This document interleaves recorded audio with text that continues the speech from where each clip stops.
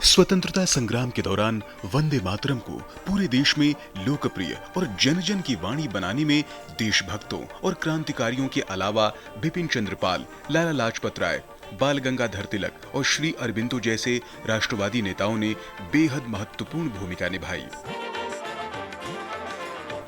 हालांकि इस राष्ट्रगीत को लोकप्रिय बनाने में इन सभी राष्ट्रवादियों का योगदान अलग अलग रूपों में था, लेकिन उनका उद्देश्य एक ही था। बिपिन चंद्र पाल ने अपने भाषणों और लेखों में वंदे मातरम को राजनीतिक मुक्ति का आह्वान कहा। 1905 में स्वदेशी आंदोलन के दौरान उन्होंने राष्ट्रवादी पत्रिका वंदे मातरम का संपादन शुरू किया। इस पत्रिका ने जनमानस में राष्ट्रवादी और राजनीतिक जागरण पैदा किया। 1907 में उन्होंने बंगाल, असम, उत्तर प्रदेश, आंध्र प्रदेश और मद्रास के अलग अलग क्षेत्रों में वंदे मातरम आंदोलन का प्रचार प्रसार किया था। बिपिन चंद्र पाल को उनकी पत्रिका और भाषणों के लिए कई बार जेल जाना पड़ा, लेकिन अंग्रेजों के जुल्म से बिना डरे उन्होंने कहा था कि यदि वंदे मातरम अपराध है तो मैं उस अपराध को बार बार करूंगा, क्योंकि यह अपराध नहीं है, यह मेरे देश की वंदना है।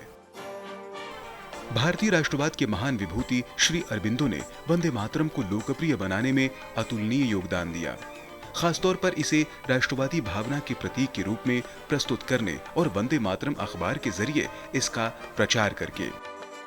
दरअसल बिपिन चंद्र पाल द्वारा शुरू किए गए वंदे मातरम अखबार का संपादन बाद में श्री अरबिंदो ने किया और उन्होंने इसे क्रांतिकारी और राष्ट्रवादी विचारधारा का केंद्र बना दिया।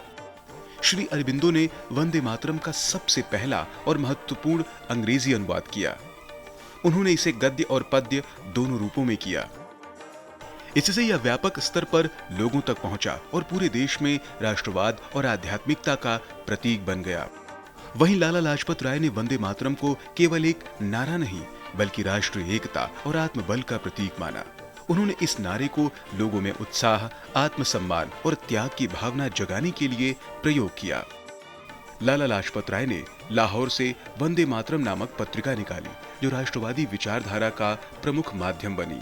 लाला लाजपत राय कहते थे, वंदे मातरम केवल गीत नहीं, यह मातृभूमि के प्रति हमारी निष्ठा की शपथ है।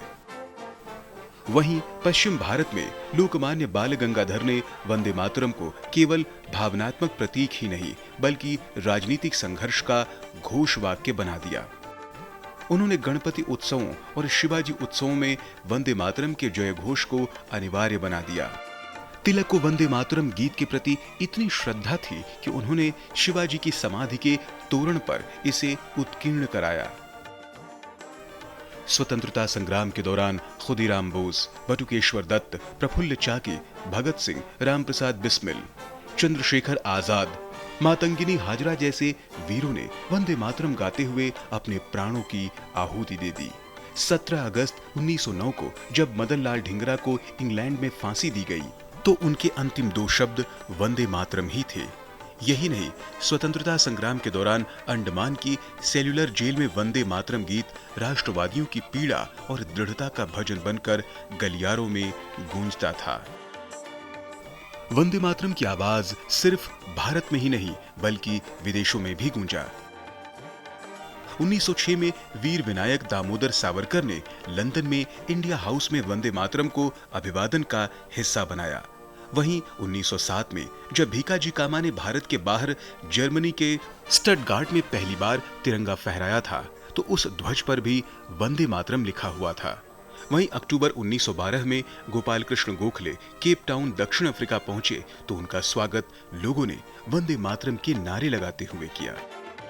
यह इन राष्ट्रवादियों के अथक प्रयास का नतीजा ही था कि वंदे मातरम बंगाल की भूमि से निकलकर पूरे देश में आजादी का जय घोष बन गया और ब्रिटिश शासन के खिलाफ विद्रोह के मंत्र के रूप में प्रचलित हो गया।